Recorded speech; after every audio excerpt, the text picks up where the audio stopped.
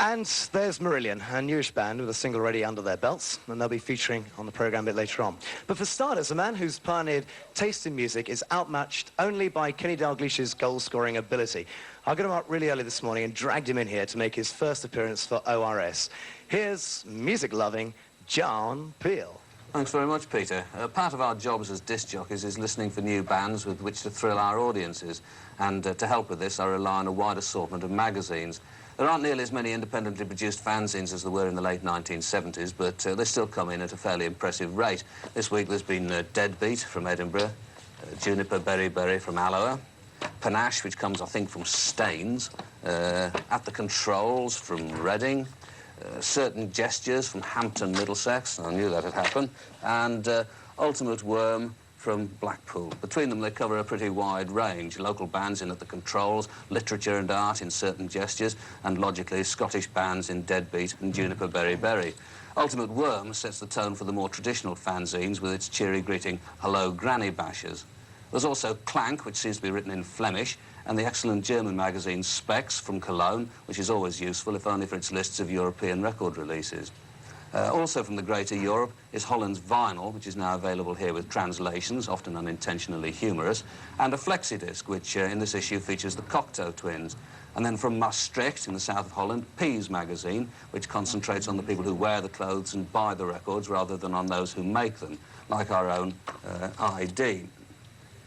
And although I don't actually live in London, I also study the magazine City Limits, which is the Londoner's London Guide with full listings, if only to discover what I'm missing, and because City Limits does try to provide a thumbnail sketch of bands playing in the capital.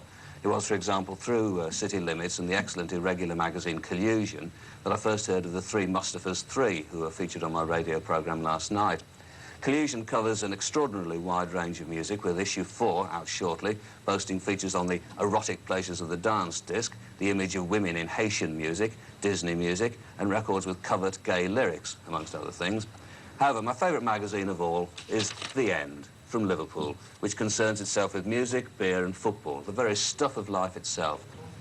And these are the people responsible for this fine publication. First of all, Peter, what made you start The End?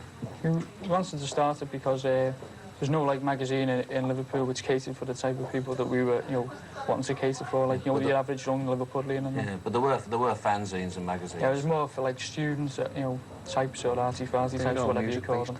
Yeah. Well, the magazines had loads of music in them and not much else. Yeah, so you decided to put more humour into the magazine. Yeah, we started off as a music magazine, but the little bits that we put in, the ins and outs at first, people liked that, so we built on that. And one or two stock characters appear each week as well. I mean, that you worked into it. That's right. Yeah, fictitious characters. Yeah, Joe. Yeah, Joe. Whereabouts do you sell the magazine then? We sell them in all the record shops in Liverpool, and plus at the Liverpool and Everton matches. And we sell those by mail as well, about 200 by mail. Yeah. How many did you sell altogether then? 3,500.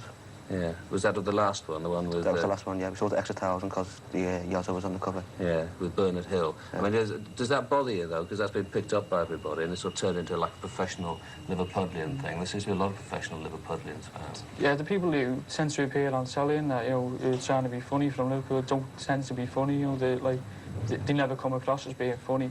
And what's the attitude of people in Liverpool to that? Well, they get on people's nerves usually, all this gives a job thing with the Yozza and that. Yeah. Everyone likes the black stuff and that, but all the jumping on the bandwagon, people don't like that, it's not the type of thing you do in Liverpool.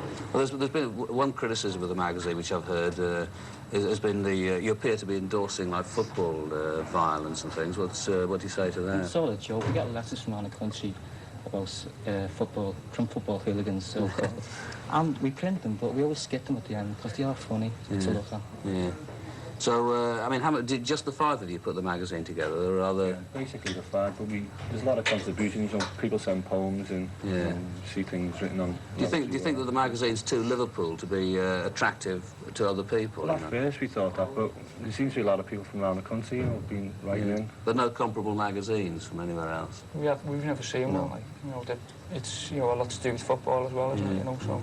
What's the address then for people who... It's 16 Steerscroft, Council Farm, Liverpool 28. OK, well, thanks very much. That's it from us then, and here's a neatly recorded commercial from Peter Powell.